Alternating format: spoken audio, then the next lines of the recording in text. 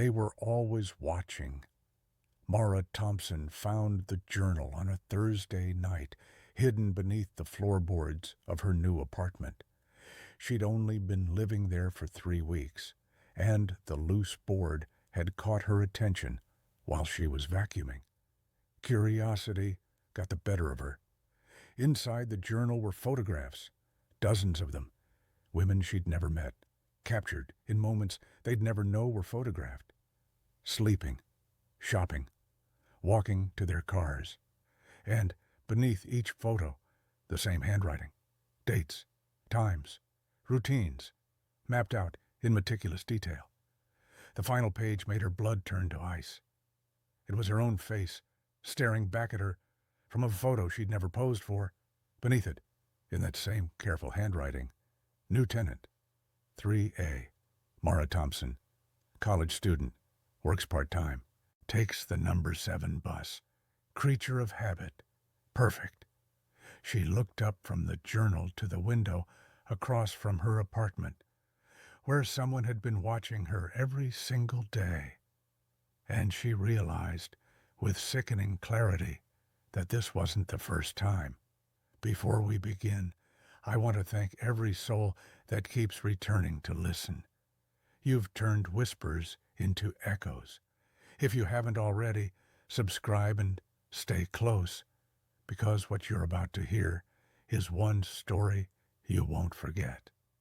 3 months earlier, Mara had been excited about her new job at Sterling and Associates.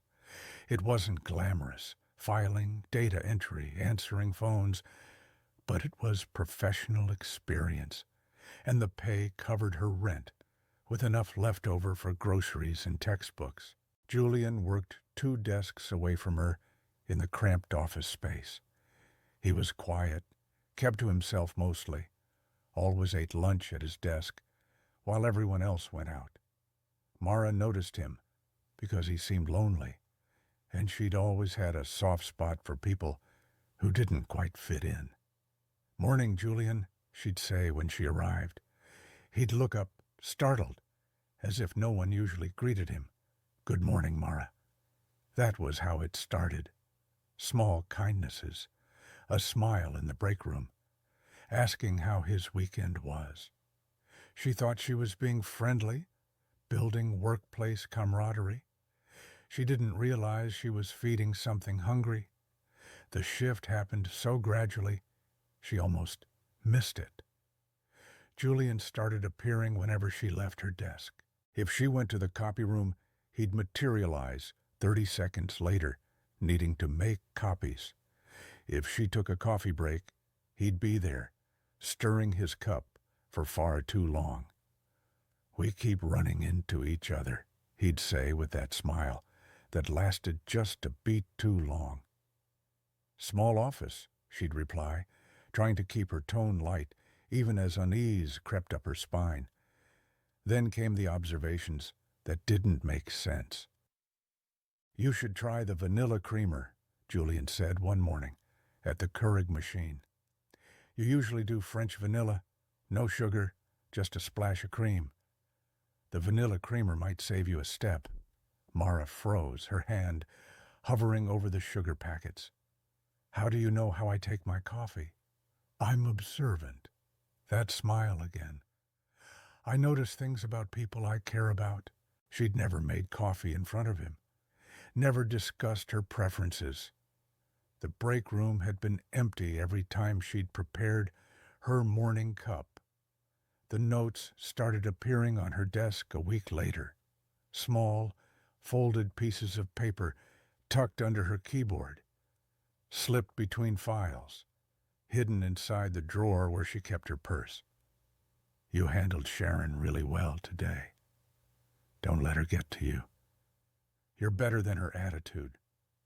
Sharon was her supervisor, and yes, they'd had a tense interaction that afternoon, but it had happened in Sharon's private office with the door closed. "I love watching you think. You tap your pen 3 times, then bite your lower lip. It's the most beautiful thing I've ever seen." Mara looked down at the pen in her hand, suddenly hyper-aware of her own unconscious habits.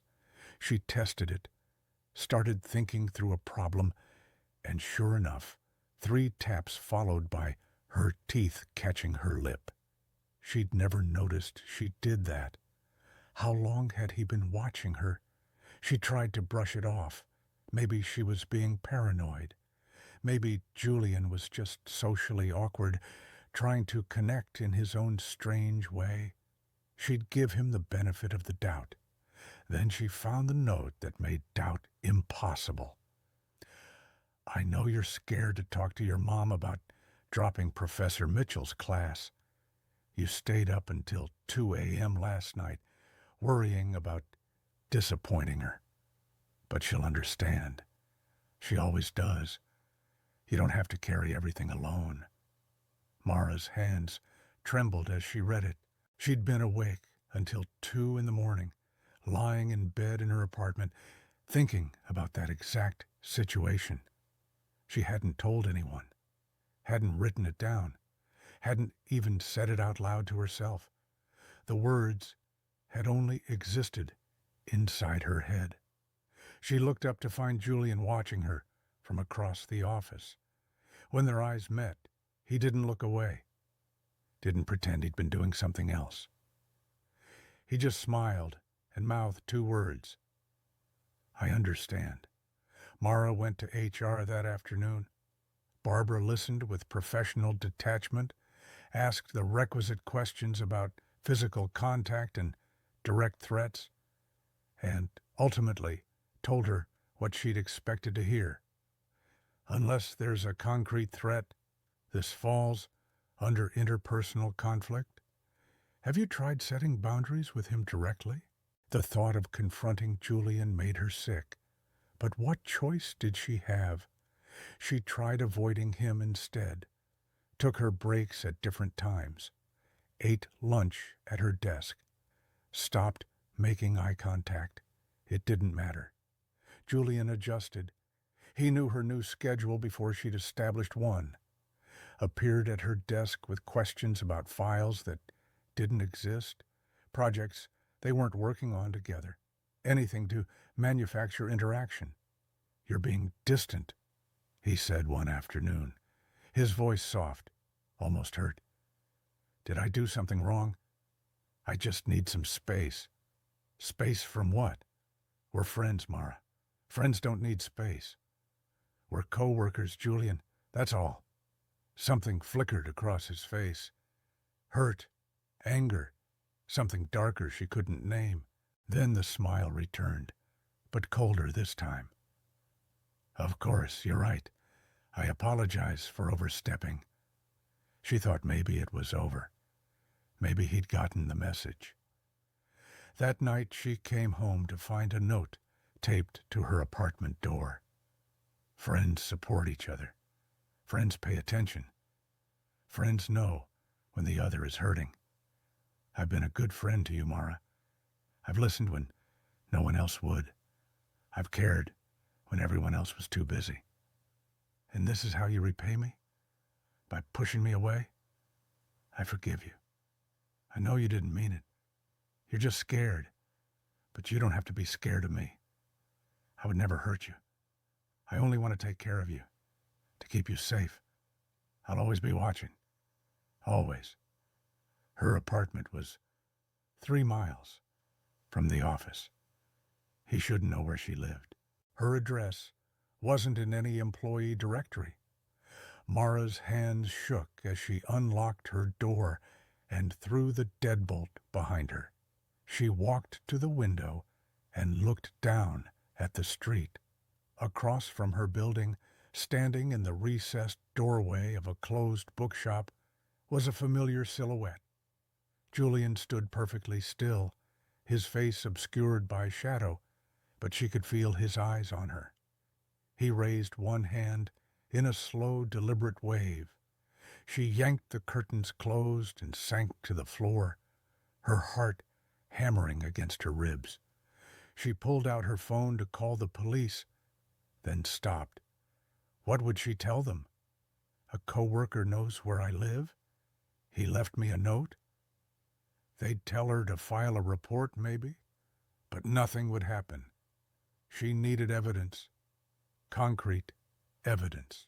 That night, Mara set up her laptop to record while she slept, angling the camera toward her bedroom door.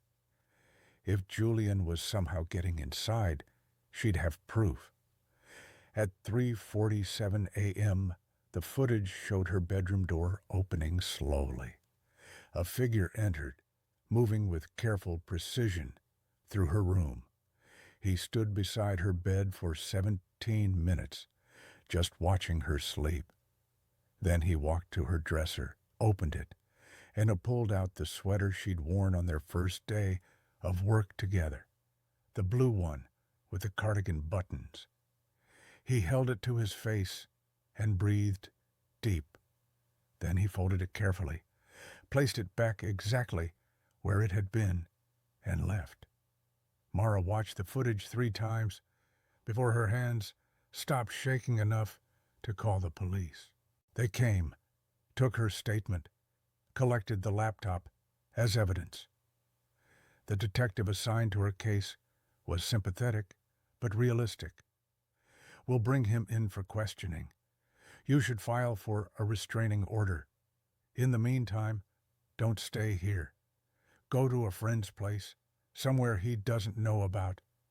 She packed a bag and went to her friend Casey's apartment across town, filed the restraining order the next morning, quit her job via email, never went back. The police picked up Julian 2 days later. He was calm during questioning, almost amused, admitted to nothing. His lawyer argued that the video was inadmissible, obtained without consent, potential fabrication, no definitive proof of identity. They had to let him go. But by then, Julian had already disappeared, cleaned out his apartment overnight, quit his job via phone, vanished without a trace. No credit card activity, no phone records, nothing. These obsessive types usually move on once the object of their fixation is gone, the detective told her. He probably found someone new to focus on. You did everything right. Try to move forward. Move forward. As if she could ever feel safe again. As if she could ever sleep without wondering if someone was watching. But she tried. She really did. 4 months after Julian vanished, Mara took a job at Morrison's Pharmacy. It was a 24-hour place in a strip mall near the community college, and she worked the graveyard shift, 10 p.m. to 6 a.m. The hours were terrible, but she liked being awake when the world was asleep, liked the fluorescent lights that eliminated shadows, liked being able to see every corner of the small store at once. Control. That's what she craved. After Julian, she needed to feel like she could see threats coming. Ethan started coming in during her second week. Mid-20s, athletic build, friendly smile. He'd browse the aisles for 15 or 20 minutes, buy something small, gum, a bottle of water, a candy bar, and chat briefly at the register before leaving. "Slow night?" he'd ask. "Always is." "I bet. Must be lonely working overnight." "I don't mind the quiet." "Yeah, I get that. Sometimes quiet is good." He seemed normal, respectful. He didn't stand too close, didn't ask personal questions, didn't linger longer than necessary. After Julian, Mara had become hyper-vigilant about men's behavior, and Ethan passed every test. So she didn't worry when he started coming in more frequently, didn't think anything of it when his visits became predictable. 11:45 every night, like clockwork. "You're becoming a regular," she said one night, trying to keep her tone light and friendly. "Insomnia's a bitch," he replied, with a self-deprecating laugh. "Figure if I can't sleep, might as well stock up on snacks." Reasonable. Harmless. The first crack appeared in week 3. "How's your mom doing?" Ethan asked while paying for his bottle of water. "The surgery went well, right?" Mara's smile froze. "I'm sorry?" "Your mom's surgery. Last week. You mentioned you were worried about it." "No, I didn't." Ethan's expression didn't change. "Sure you did. Maybe 2 weeks ago. You were on the phone during your break, talking to someone about it." She absolutely had not taken a phone call during her break. She barely even stepped outside during her shift, too paranoid about leaving the store unattended after what happened with Julian. "I think you're confused," she said carefully. "Maybe." He shrugged, but something in his eyes had sharpened. "Memory's a funny thing." He left, and Mara stood behind the register, trying to convince herself it was nothing, a misunderstanding. Maybe he'd overheard her talking to a coworker, except she didn't have any coworkers on the night shift. She was always alone. The incidents multiplied. "Your bus was late tonight," Ethan observed a few nights later. "Usually you get here by 9:45, but it's after 10. The number 7 is always a mess after 9. She took the number 7 bus. She'd never mentioned that. "There's this great Thai place near you," he said another night. "On Maple Street. Their pad Thai is incredible. You should check it out." She lived on Maple Street, had lived there for 6 weeks, since moving after Julian. The Thai restaurant was 2 doors down from her building. Mara stopped engaging in conversation, gave one-word answers, kept her eyes down, made it clear she wasn't interested in chatting. Ethan didn't seem to notice or care. "Your neighbor in 3B is so loud," he mentioned casually, while examining a bag of chips he had no intention of buying. "Music at all hours must drive you crazy." She lived in 3A. Her neighbor did play music too loud. "You really should lock your bedroom window at night," he said another evening, his tone almost concerned. "Third floor or not, it's not safe." Her bedroom window was on the 3rd floor. She kept it open sometimes because the apartment got stuffy. How did he know that? Mara started varying her routine, came in at different times, took different routes to work, kept her curtains closed at home. It didn't matter. Ethan adjusted his schedule to match hers, appeared no matter what time she arrived, knew things he shouldn't know, saw things he shouldn't have seen. One night, she closed up at 6 a.m. and stepped into the parking lot. Dawn was just breaking, painting the sky in shades of pink and orange.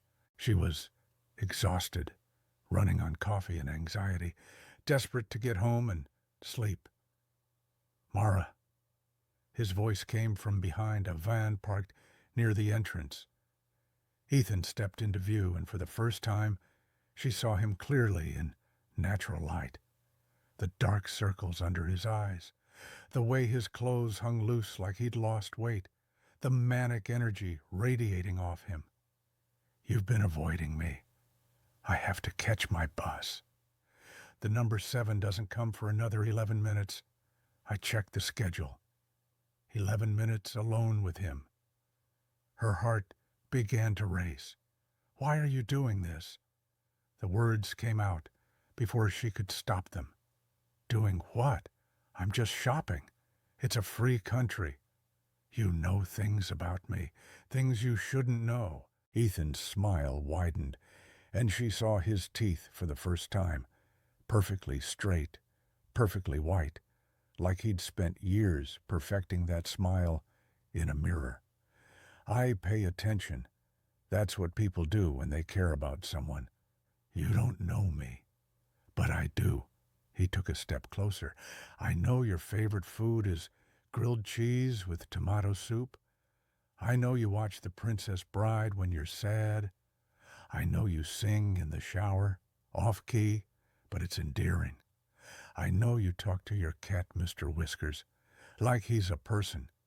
I know you cry every Thursday night, because that's when your dad used to call, before he died.